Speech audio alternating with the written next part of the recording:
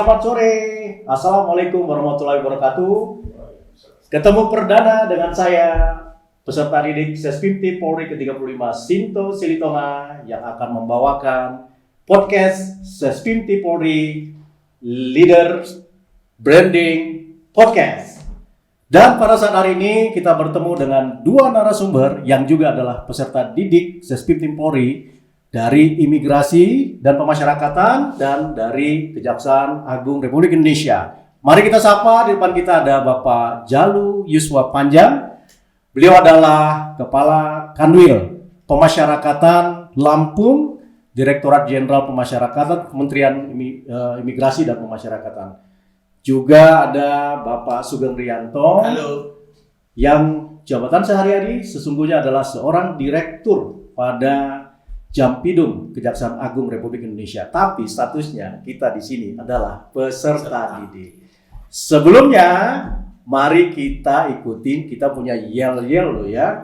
Kalau kita sebut Sespimti 35, maka kita sebutkan yel-yel itu dengan penuh semangat. Sespimti 35, cerdas. Sespimti 35, waras. Sespimti 35, horas. Gas, gas, gas. Baik, untuk bisa lebih mendekati diri kita dengan Bapak Jalu, kami persilakan untuk memperkenalkan diri dan menyapa audiens Sespimti 35 hari ini. Baik, Assalamualaikum warahmatullahi wabarakatuh. Saya Jalu Yuswa Panjang. Sebelum ikut pendidikan Sespimti di Lendik ini, jabatan saya Kepala Kantor Wilayah Direktorat Jenderal Pemasyarakatan Lampung. Direktorat Jenderal Pemasyarakatan ini merupakan turunan dari Direktorat Jenderal Pemasyarakatan yang membawai lapas, rutan, dan bapas yang ada di Provinsi Lampung. Sekilas itu mungkin yang dapat kami sampaikan tugas-tugas kami kira-kira. Wow, luar biasa. Ternyata beliau ini bukan kaleng-kaleng. Di bawahnya beliau itu adalah beragam lapas yang ada di Provinsi Lampung. Pasti itu akan menyita waktu banyak untuk Bapak bisa mengeksplor lapas per lapas dan bagaimana kinerjanya Pak. Bagaimana perasaan Bapak ketika Bapak tiba di sini dan kemudian menanggalkan sementara tugas-tugas Bapak ini Pak Jalu? Tentunya sebelum kami datang ke sini, sebelumnya kami tentunya mendapatkan penguatan dari beberapa senior kami yang terdahulu. Beberapa senior kami seperti Bapak Jenderal Liwa Vinta, Bapak Suyudya Seto, Bapak Helmi Sandika. Di saat kami berdua, kami pernah ngobrol, beliau sedikit menceritakan tentang bagaimana kehidupan di Sespimti tentunya. Beliau selalu bercerita bahwa Sespimti ini adalah sekolah tertinggi di Polri, yang tentunya menjadi harapan seluruh anggota Polri untuk mengikutinya, yang tentunya dengan beragam seleksi yang luar biasa dan ketat. Ini merupakan kebanggaan. Siapapun merasa bangga kalau ikut di Sespimti ini tentunya. Cerita kedua beliau adalah harapan beliau di saat ikut Sespimti ini tentunya melepaskan semua jabatannya, terlepas dari semua tanggung jawab pekerjaannya, dan beliau betul-betul ingin konsentrasi untuk belajar di sini untuk menjadi pemimpin strategis di masa depan tentunya. Cerita ketiga beliau ini yang agak aneh, memang agak unik memang, bahwa Sespimti ini semua orang yang berangkat menuju Lendik di Lembang ini tentunya betul-betul hanya untuk refresh, santai, dan tidak ada kegiatan yang aneh-aneh, dan lepas betul-betul gembira. Itu cerita-cerita beliau. Tapi setelah saya masuk, ternyata sangat berbeda.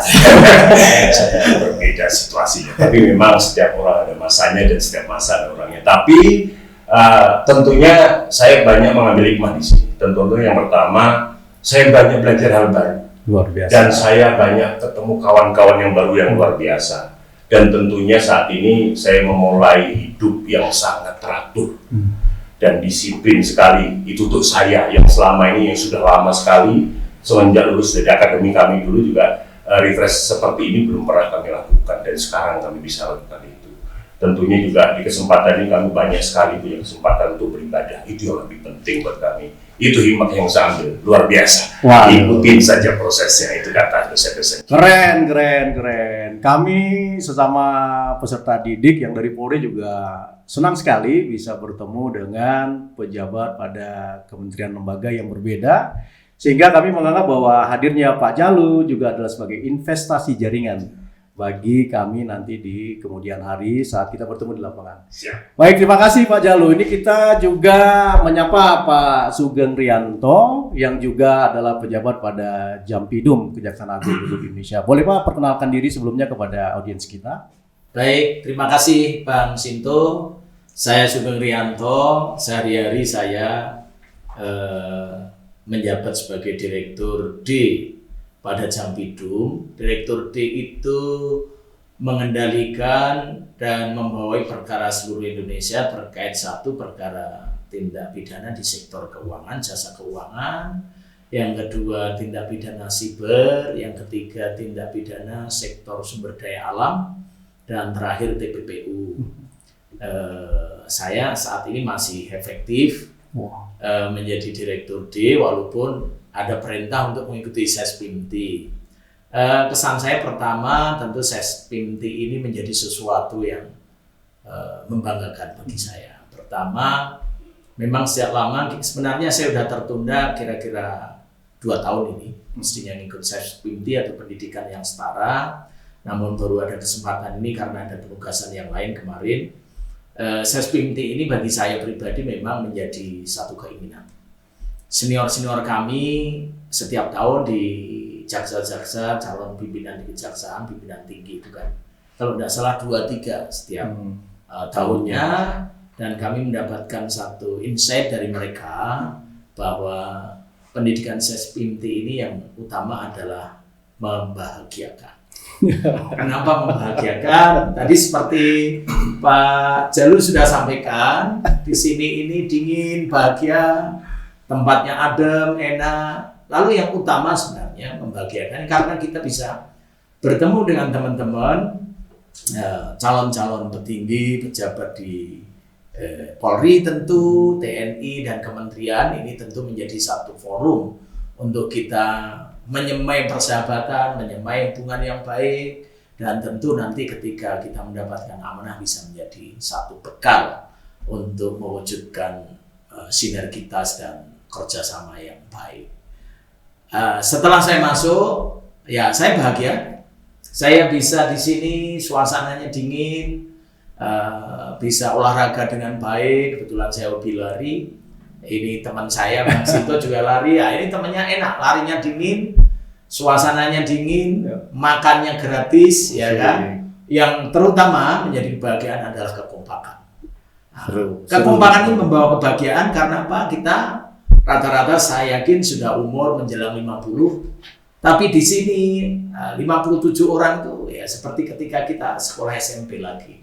Itulah kekompakan yang sejati terpupuk di sini, dan semoga ini menjadi satu bekal nanti ke depan kita mendapatkan insight pembelajaran yang lebih baik. Kira-kira itu Bang Sinto. Wah, luar biasa ini. Semuanya sudah merasa bahagia, itu yang paling penting. Dan ada waktu untuk sholat. Teman-teman, jangan lupa untuk like and comment pada link YouTube berikut ini. Bapak-bapak sekalian, Pak Jalu dan Pak Sugeng, kita di sini sesuai namanya adalah leader branding. Bahwa sekolah Sespimti ini di Polri adalah merupakan sekolah yang melatih kepemimpinan tingkat tinggi bagi Polri. Bagaimana sih yang sudah Bapak rasakan selama 3 minggu pembelajaran jika dibandingkan dengan implementasi kepemimpinan yang ada di instansi Bapak-bapak sekalian? Mungkin bisa sharing Pak, yang bisa memberikan masukan buat kami. Terima kasih. Tentunya yang pertama saya berterima kasih dengan Tuhan terutama. Alhamdulillah saya diketemukan dengan orang-orang baik, saya ditemukan dengan orang-orang yang betul-betul punya integritas. Karena saya yakin tidak mungkin orang bisa sampai di sini kalau tidak punya integritas, pasti orang-orang yang terpilih tentunya. Dalam kepemimpinan tentunya branding di saat kita sharing knowledge kepada teman-teman semua khususnya di Polri dan kita yang keseharian kita juga laksanakan. Sebenarnya banyak hal yang selama ini sudah kita lakukan terkait kepemimpinan strategis transformasi ini, namun teorinya baru kita ketemukan sekarang.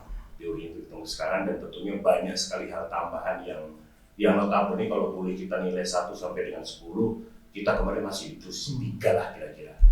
Dan dengan adanya teori dan ilmu yang sekarang diberikan oleh para WI, para dosen yang luar biasa, mudah-mudahan ini bisa terus naik terus. Harapan kami di akhir nanti kami betul-betul bisa sampai 10 tentunya. Luar biasa. Karena memang ini luar biasa, ilmunya luar biasa, teorinya luar biasa.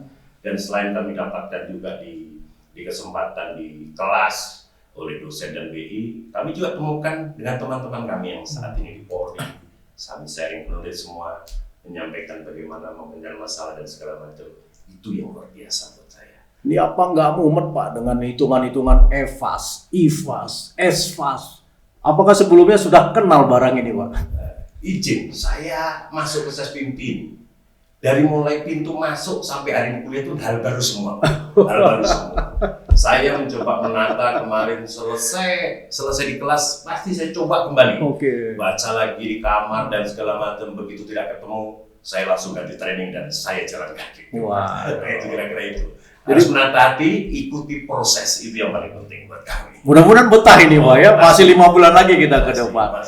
Kalau di Kejaksaan sendiri Bapak, bagaimana perbedaan pola kepemimpinan bila dibandingkan dengan teori-teori yang kita dapatkan di Sespimti Polri ini Pak? Ya, terima kasih. Pada prinsipnya saya yakin kepemimpinan tingkat tinggi itu mempunyai satu landasan teori yang sama. Pada intinya kepemimpinan tingkat tinggi itu mesti harus berpikir strategis. Lalu yang berikutnya harus berpikir skupannya adalah tidak boleh saya tetapi kita. Nah, kemudian tapi yang mencolok dan menjadi sesuatu yang saya syukuri adalah belajar di Sespimti, nuansa kajian strategisnya dan komprehensif itu menjadi menonjol sekali. Bahwa semua kurikulum saya lihat, apalagi core kompeten yang 10, itu sangat-sangat penting sekali bagi seorang pemimpin tingkat tinggi.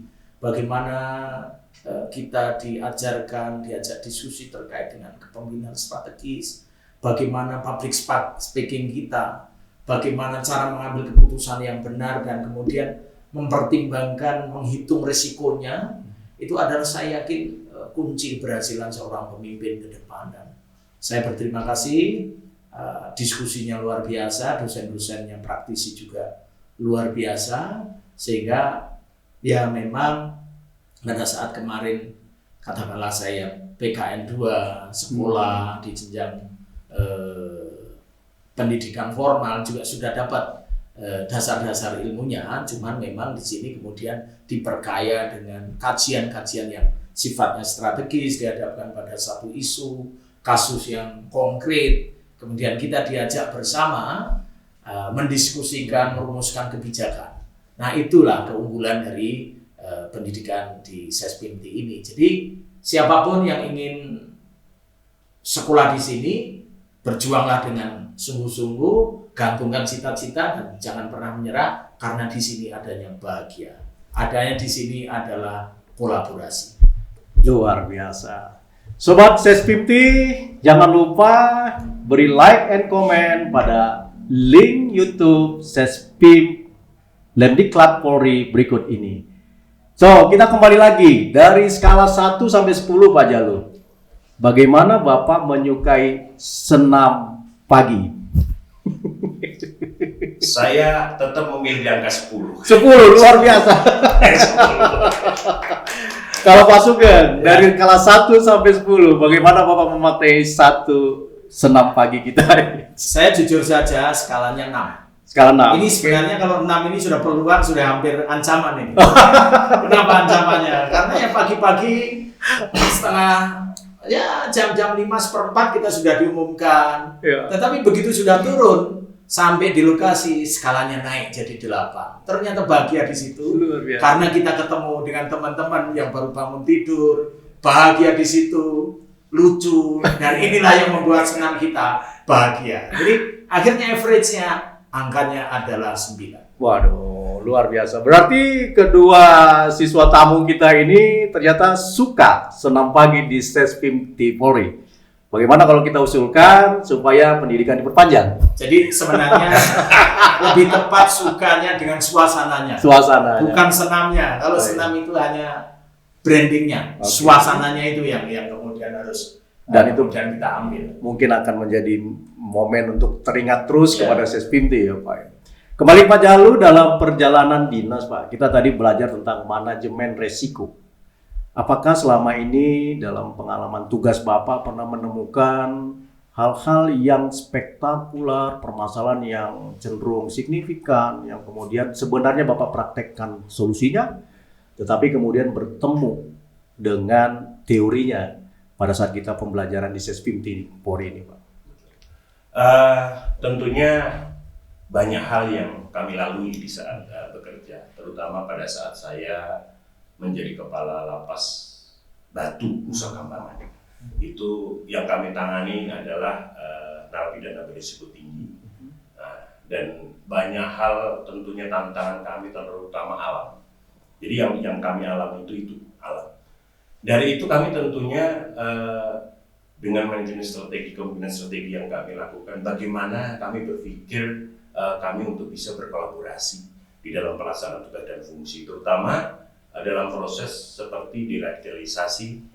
Untuk penanganan teroris kami harus berkolaborasi betul dengan BNPT, Densus 88, Densos. Itu yang akhirnya kami bisa temukan hal baru deradikalisasi sampai terbentuknya Densos waktu itu mungkin Pak. Nah itu salah satunya juga hasil kolaborasi dan diskusi kami dengan Densus 88 sebelum terbentuk Densos itu. Jadi penanganan teroris itu akan jauh lebih bagus. Yang akan ditangani pertama adalah keluarganya. Itu hal itu yang bisa kami temukan, itulah wujud kolaborasi yang sama-sama kita berpikir dari nol. Di saat kita ketemu dan duduk bersama itu akhirnya bisa ketemu ide-ide brilian itu yang sampai dengan hari ini hal itu masih dimanfaatkan dan terus masih dilakukan, khususnya dalam proses pembinaan deradikalisasi napiter di seluruh Indonesia. Wah. Itu tentunya. Jadi sangat bermanfaat sekali sebenarnya apa yang Bapak alami dan kemudian diparalelkan dengan teori-teori yang diterima Pak ya. Sebenarnya Bapak sudah memiliki pengalaman empiris yang signifikan dalam perjalanan dinas. Kalau Pak Sugeng dengan masa dinas lebih dari 25 tahun ya Pak ya? Ya. Apa yang bisa diungkap dengan teman-teman sebagai pengalaman saat Bapak bekerja dan kemudian ketemu teorinya di sini Pak? Ya. Kata kuncinya adalah apapun ketika kita sudah menetapkan satu tujuan dan kemudian kita eksekusi, pasti semua ada konsekuensi dan risikonya. Artinya tidak mungkin satu tujuan itu pasti berhasil seperti ekspektasi kita gitu. Selalu ada hambatan tantangan yang ada di luar kita maupun termasuk di internal kita. Nah, oleh karena itu di sini letak kunci seorang pemimpin yang strategis itu ketika mengambil keputusan, dia pertama-tama tentu harus dipertimbangkan secara matang. Bagaimana kekuatan, bagaimana peluang, bagaimana ancaman yang kemudian itu kita elaborasi menjadi sebuah satu kesimpulan gitu. Nah, lalu yang tidak lupa pasti sekali lagi karena kita bekerja pasti ada kegagalan. Nah, ini mitigasi resiko ini yang penting. Di lapangan seringkali apalagi saya sebagai jaksa sama dengan teman-teman penegak hukum di lapangan, namanya berhadapan dengan orang, namanya berhadapan dengan orang di proses hukum tidak akan suka, ditahan itu tidak akan suka, dipanggil saja nggak akan suka, pasti yang namanya katakanlah resistensi itu selalu ada. Disitulah letak resiko. Maka ketika ngambil keputusan, kata kuncinya adalah jangan sampai kita melibatkan hati. Apalagi mengambil keputusan secara parsial. Kita betul-betul harus objektif dan manajemen strategis tadi termasuk manajemen risiko yang tadi juga diajarkan itu menjadi kata kunci. Disitulah letak. Pemimpin yang berhasil adalah berani mengambil eksekusi, keputusan dieksekusi dan keputusan itu tidak mendapatkan tantangan yang besar dari stakeholder dan bisa didukung. Itulah makna leadership kepemimpinan. Keren, luar biasa Sobat Sespimti. Jadi dari Bapak Jalu sendiri pasti sudah jalan ya di sekitar Lembang nih Pak. Dari skala 1 sampai 5 ini Pak. Bagaimana Bapak merespon Bandrek Lembang?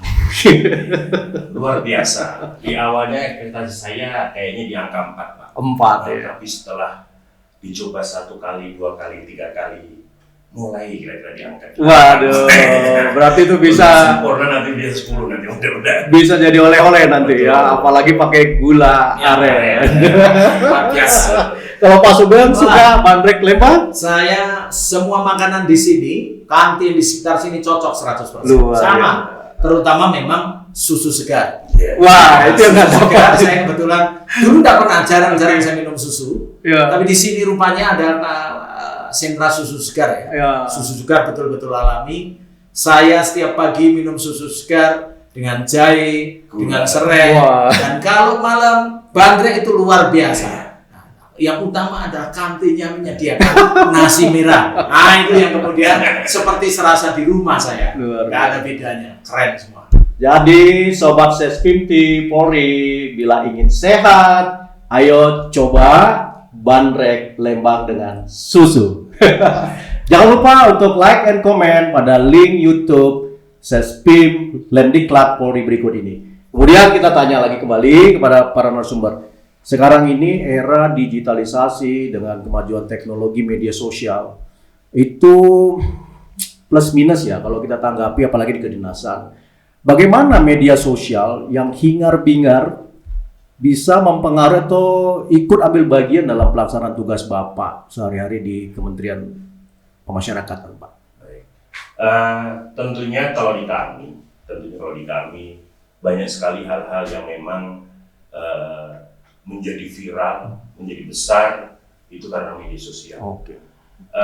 Selama ini yang sudah kami lakukan bahwa kami tentunya selalu berkoordinasi dengan teman-teman pers, teman-teman media. Selain itu juga awal kami tugas di Lampung luar biasa sorotan publik, luar biasa tentang pemasyarakatan dan segala macam. Ternyata karena kolaborasi tadi itu bisa diselesaikan. Dengan siapa? Dengan Kabid Humas Polda Lampung. Kami berkoordinasi dengan beliau. Nah, setelah berkoordinasi dengan beliau, langkah-langkah apa yang harus ditempuh dan segala macam itu yang membuat kami ketemu jalan keluar untuk itu semua. Ternyata pers ini juga jangan terlalu dekati, jangan terlalu dijauhin. Berteman adalah solusinya dengan mereka. Mudah-mudahan juga mereka memahami dengan kita sepanjang kita memberikan penjelasan. Dan kita selalu terbuka dengan mereka kapan saja, jangan kita defense dengan mereka harus tutup segala macam, galak dan segala macam. Terima, santai, hadapi, ngobrol santai sambil ngopi. Ya, karena mereka juga adalah pelayan informasi publik Betul. dari masyarakat. Ya, sehingga kita harus kita. Bagaimana kalau di Kejaksaan, Pak? Apakah memang kolaborasi selama ini dengan media juga cukup baik, Pak? Ya, kami di kantor dan saya pribadi memegang kendali kepemimpinan bahwa yang namanya fungsi humas itu adalah fungsi utama. Fungsi penunjang berhasilan fungsi pokok ya, fungsi utama. Lalu humas ini mitra. Dan bagi saya pribadi, saya ini sejak kuliah dulu wartawan juga, aktif di media kampus. Saya menempatkan yang namanya pers. Humas itu adalah bagian sisi yang tidak terpisahkan dari tugas ketika kita tugas di fungsi pemerintahan. Nah, namun di satu sisi dengan perkembangan sekarang media sosial yang apalagi luar biasa, informasi tidak mungkin di kanal lagi, berita tidak mungkin di take down lagi, ini membutuhkan satu strategi baru. Bagaimana kita pejabat-pejabat pemerintah, apalagi yang kemudian sebagai kepala satker, menempatkan pers, menempatkan media sosial itu agar tetap pada jalurnya. Jalurnya apa? Mendukung tusi pelaksanaan tugas kita. Maka kata kuncinya pers itu di satu sisi menjadi kelompok penekan, tentu dia. Yang kedua kontrol otomatis, tetapi juga dia adalah sebagai penyambung lidah. Nah, ini kata kunci pers, humas dalam arti yang kemudian genuine ya. Nah, kemudian bagaimana dengan medsos? Sekarang kalau saya pribadi, medsos itu sebuah media sosial, sebuah keniscayaan yang tidak mungkin kita kemudian skip. Bagaimana kita melihat kebenaran pada medsos? Ada teori post-truth. Apa yang diulang-ulang oleh media sosial kemudian menjadi viral, walaupun itu mungkin secara teori, secara nilai-nilai itu tidak benar, tapi ketika kemudian diulang-ulang itu akan dianggap menjadi kebenaran. Nah, kemudian kata kuncinya bagaimana? Agar tidak terjadi seperti tadi, maka ini menjadi kontrol kita ketika mengambil keputusan. Kita bersikap, berperilaku sehari-hari sebagai pejabat, sebagai pelayan publik yang nggak boleh salah. Karena salah sedikit pun, selesai kita. Istilahnya dirujak netizen, dan kemudian ketika kemudian itu diulang-ulang, menjadi dianggap kebenaran, dan yang utama pasti merugikan kepentingan institusi. Jadi kita harus pintar-pintar. Kita juga harus punya medsos. Saya, Bang Sinto juga punya medsos.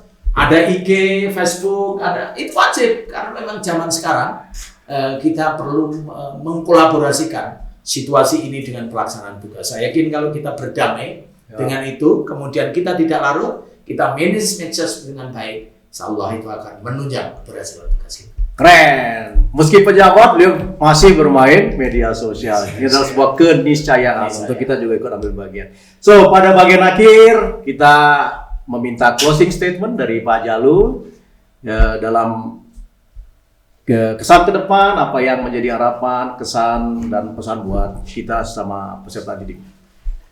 Baik, tentunya yang pertama saat kami masuk, kami baru berpikir ini kolaborasi yang luar biasa. Paling tidak kalau memungkinkan, jika memungkinkan di tahun-tahun depan atau di peserta sedik berikutnya, di dikrek berikutnya ada sedikit penambahan, khususnya dari jajaran kami di pemasyarakatan, imigrasi, di kejaksaan, karena apapun setelah kami pulang pun bekerja kami, komunikasi kami hanya dengan itu saja, lebih banyak. Itu yang paling banyak dengan itu. Artinya kalau semakin ditambah tentunya akan membangun jaringan yang lebih. Tentunya proses penambahan ini tidak mengurangi jatah yang ada di Polri, tentunya jauh lebih bagus. Jadi betul-betul penambahan, sehingga kesempatan untuk teman-teman Polri itu sendiri memungkinkan lagi dari bukan kita menjadi pengganggu, tapi ini membangun kolaborasi yang baru tentunya yang lebih baik. Ya, kita harapkan bisa diakomodir oleh lembaga. Kita juga senang bisa bertambah dengan teman-teman dari imigrasi dan masyarakat. Kalau Pak Sugeng, mungkin closing statement, pesan-pesan buat kita, Pak. Ya, kalau saya mengatakan bahwa Sespinti is the best. Luar biasa. Sespinti ini siapapun kesini kalau niatnya benar-benar ingin mengasah menjadi seorang pemimpin yang strategis, pemimpin yang agile untuk organisasi pembelajaran kita, disinilah. Kenapa? Karena ada perpaduan. Ya strategi, ya kemudian eksekusi di lapangan, tidak hanya kajian strategi, tapi bagaimana kemudian itu kita eksekusi, karena itu akan menjadi satu daya asah kita ketika di lapangan.